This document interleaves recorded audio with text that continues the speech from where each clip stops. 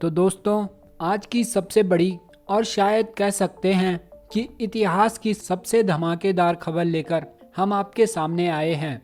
यह खबर सिर्फ भारत के लिए ही नहीं बल्कि पूरे एशिया और दुनिया की स्ट्रैटेजिक पॉलिटिक्स के लिए भी गेम चेंजर साबित होने वाली है। क्योंकि दोस्तों, अब साफ हो चुका है कि भारतीय वायुसेना आने वाले कुछ ही वर्षों में इतनी ताकतवर हो जाएगी कि पाकिस्तान तो छोड़िए, चीन और यहाँ तक कि अमेरिका भी हैरान रह जाएगा। जी हाँ दोस्तों, अब भारत सिर्फ 114 राफेल ही नहीं बल्कि पूरे 200 लड़ाकू विमान खरीदने की दिशा में बढ़ चुका है। सोचकर देखो, 200 फाइटर जेट्स, यह सिर्फ एक संख्या नहीं बल्कि एक पूरी नई वायु शक्ति का प्रतीक है। अभी तक हम सबको यही लग रहा था कि भारत केवल 114 राफेल फाइटर जेट्स लेने जा रहा है। सरकार ने इस पर हामी भी भर दी थी और फ्रांस के साथ बातचीत भी काफी आगे निकल चुकी थी।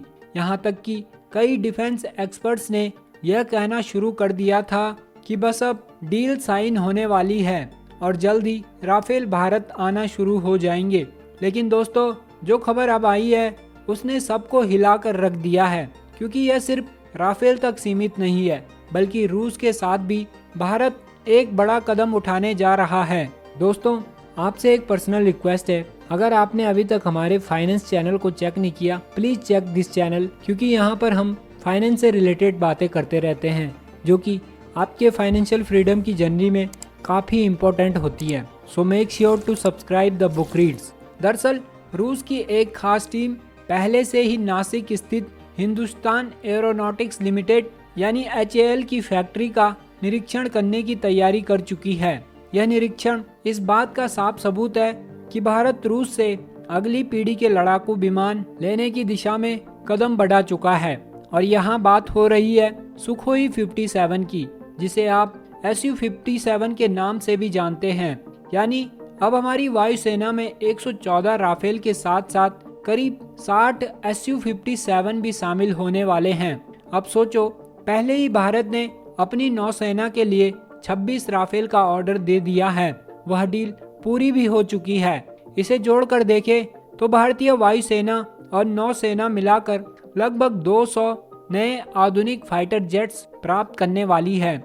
यह संख्या इतनी बड़ी है कि इतिहास में पहले कभी भी किसी देश ने एक साथ इतनी बड़ी एविएशन डील नहीं की। यही कारण है कि इसे दुनिया की अब तक की सबसे बड़ी हथियार डील कहा जा रहा है। अब बात करते हैं इन डील्स के असर की। पाकिस्तान के लिए यह खबर किसी बुरे सपने से कम नहीं है। अभी तक पाकिस्तान सेकंड हैंड F-16 पर इतराता रहा है, लेकिन अब जब भारत के पास राफेल और Su-57 होंगे तो पाकिस्तान की वायुसेना सिर्फ नाम की ताकत रह जाएगी। दूसरी तरफ चीन, जो J-20 जैसे फाइटर जेट्स का ढिंढोरा पीटता रहता है, उसके लिए भी यह डील भारी पड़ने वाली है, क्योंकि राफेल और Su-57 मिलकर चीन की पूरी स्ट्रैटेजी को चुनौती दे देंगे। लेकिन दोस्तों, सबसे बड़ा झटका अमेरिका को लगा है। अमेरिका की उम्मीद थी कि भारत इतनी बड़ी डील उसके साथ करेगा। उनकी कंपनियां जैसे लॉकहीड मार्टिन और बोइंग पहले से तैयार बैठी थी कि भारत उनसे F-15X या F-35 खरीदेगा। अगर ऐसा होता तो अकेले $40 बिलियन से ज्यादा की कमाई अमेरिका की जेब में जाती। यह रकम भारतीय रुपए में हजारों करोड़ होती। इतनी कमाई से न सिर्फ अमेरिकी हथियार कंपनियां खुश हो जाती बल्कि अमेरिका की पूरी डिफेंस इंडस्ट्री झूम उठती। लेकिन हुआ इसके उल्टा। भारत ने यह गोल्डन डील्स फ्रांस और रूस के साथ कर ली। नतीजा यह हुआ कि अमेरिका की हथियार कंपनियों के शेयरों में गिरावट आ गई, निवेशकों की नींद उड़ गई और पूरे अमेरिकी स्ट्रैटेजिक सर्कल में हलचल सी मच गई। भारत ने उसका सपना चकनाचूर कर दिया। लेकिन दोस्तों, अब सवाल उठता है कि इतने बड़े पैमाने पर इंपोर्ट करने से हमारी अपनी मेक इन इंडिया परियोजनाओं का क्या होगा, खासकर AMCA यानी एडवांस मीडियम कॉम्बैट एयरक्राफ्ट, जिसे भारत खुद बनाने की तैयारी कर रहा है। तो दोस्तों, यह चिंता करने वाली बात बिल्कुल नहीं है। भारत ने यह डील बड़ी ही सोच समझकर की है। असल में Su-57 का ऑर्डर सिर्फ अस्थायी बैकअप है। जब तक हमारा खुद का AMCA तैयार नहीं हो जाता, तब तक ये विमान चीन और पाकिस्तान को काबू में रखने के लिए काफ़ी होंगे। अब आप इस चीज़ को ऐसे समझिए जैसे आपके घर में आज शाही पनीर बन रहा है, लेकिन बनने में समय लगेगा। तब तक आपने किसी ऑनलाइन फूड ऐप से अपने लिए खाने के लिए मंगा लिया ताकि भूख ना लगे। सेम यही स्ट्रेटेजी भारत की है और ख़ास बात यह है कि रूस के साथ हो रही इस डील में तकनीकी ट्रांसफर और इंजन जैसे अहम मुद्दों पर बातचीत हो रही है। मतलब भविष्य में कई पार्ट्स भारत में ही बनाए जाएंगे और लोकल इंडस्ट्री को भी फायदा होगा। इसी तरह राफेल के साथ भी भारत सिर्फ विमान नहीं लेगा, बल्कि मेंटेनेंस, स्पेयर पार्ट्स और ट्रेनिंग जैसी चीजों में भारतीय कंपनियों को शामिल किया जाएगा। यानी दोस्तों, यह डील्स सीधे सीधे हमारी इंडस्ट्री को भी बढ़ावा देने वाली हैं। और जब तक AMCA तैयार होगा तब तक भारतीय वायुसेना पहले से ही कहीं ज्यादा ताकतवर हो चुकी होगी। अब सोचो, 200 नए विमानों के आने से भारत की वायुसेना कितनी बदल जाएगी। आसमान से मिलने वाला कवर और मजबूत होगा।